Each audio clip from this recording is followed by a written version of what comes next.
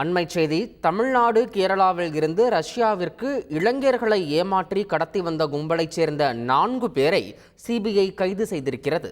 மேலும் இது தொடர்பான கூடுதல் விவரங்களை எமது செய்தியாளர் சாலமன் வழங்கிட கேட்கலாம். சாலமன், இந்த விவகாரத்தினுடைய முழு பின்னணி என்ன? முழு விவரம் சொல்லுங்க சாலமன். தமிழகம் மற்றும் கேரளாவில் இருந்து இளைஞர்களை ஏமாற்றி ரஷ்யாவிற்கு கடத்திய கும்பலை சேர்ந்த 4 பேரை சிபிஐ கைது செய்துள்ளது. குறிப்பாக தமிழ்நாடு கன்னியாகுமரியை சேர்ந்த நிஜில் ஜோபி பென்சாம், மும்பையை சேர்ந்த அந்தோனி மைக்கேல், கேரளாவை சேர்ந்த அருண் மற்றும் ஏசுதாஸ் ஆகிய 4 பேரை சிபிஐ கைது செய்துள்ளது. இவர்களிடம் நடத்திய விசாரணையில இவர்கள் சமூக வலைதளம் மூலமாக விளம்பரம் செய்து சென்னையிலிருந்து ரஷ்யாவிற்கு இவர்கள் ஆட்களை கடத்தி இருப்பதும் விசாரணையில் தெரிய வந்தது. மேலும் இவர்கள் கடத்தப்பட்ட இந்தியர்கள் ரஷ்யா மற்றும் உக்ரைன் போர்ல பயன்படுத்தி இருப்பதும் போலீசார் சிபிஐயின் முதற்கட்ட விசாரணையில தெரிய வந்துள்ளது.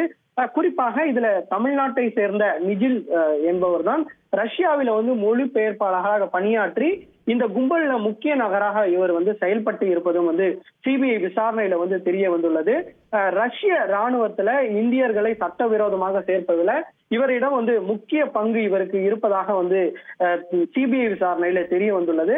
குறிப்பாக தொடர்ச்சியாக இந்திய இந்த ராணுவத்துல இந்தியர்கள் ரஷ்ய உடையில அணிந்து இவர்கள் மறிப்பது குறித்தான செய்தி சமூக வலைதளங்கள்ல தொடர்ச்சியாக வைரலான நிலையில குறிப்பாக 7 பேர் வலுக்கட்டாயமாக ரஷ்ய ராணுவ உடையில சேர்த்திருப்பதாக சமூக வலைதள வீடியோ வெளியிட்ட நிலையில இந்த புகார் தொடர்பாக சிபிஐ வழக்கு பதிவு செய்து இது தொடர்பாக தீவிரமாக விசாரணை மேற்கொண்டனர். குறிப்பாக கடந்த மார்ச் மாதம் அன்று இவர்கள் 32க்கும் மேற்பட்ட இடங்கள்ல சென்னை, மதுரை உள்ளிட்ட இந்தியா முழுவதும் 32க்கும் மேற்பட்ட இடங்கள்ல சிபிஐ அதிகாரிகள் அதிரடியாக சோதனை மேற்கொண்டதுல இந்த சோதனையில பாத்தீங்கன்னா ரஷ்ய நாட்டிற்கு ஆட்கடலில் ஈடுபடும் மிகப்பெரிய நெட்வொர்க்கை சிபிஐ கண்டுபிடித்தனர்.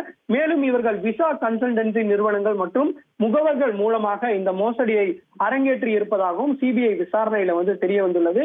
மேலும் இவர்கள் ஆட்கடத்தல் மூலமாக பல்வேறு இளைஞர்களை சென்னையில் இருந்து போலி விசா மூலமாக இவர்கள் ரஷ்யாவிற்கு கடத்தி சென்று குறிப்பாக அதிகப்படியான சம்பளம் தருவதாக இவர்கள் ஆசை வார்த்தை கூறி இந்த ராணுவத்தில் சேர்த்து இவர்கள் சேர்த்திருப்பதும் சிபிஐ விசாரணையில தெரிய வந்திருப்பது.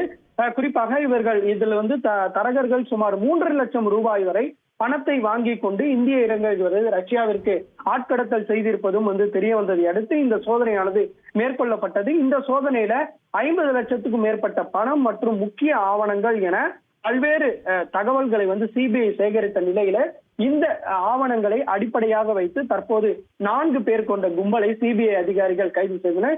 இவர்களிடம் நடத்திய விசாரணையில தற்போது வெளிவந்துள்ள தகவல்களை அடுத்து இதனை அடிப்படையாக வைத்து மேலும் சிலர் இந்த கும்பலை சேர்ந்தவர்கள் சிக்க வாய்ப்பிருப்பதாகவும் சிபிஐ தரப்புல தெரிவிக்கப்பட்டுள்ளது.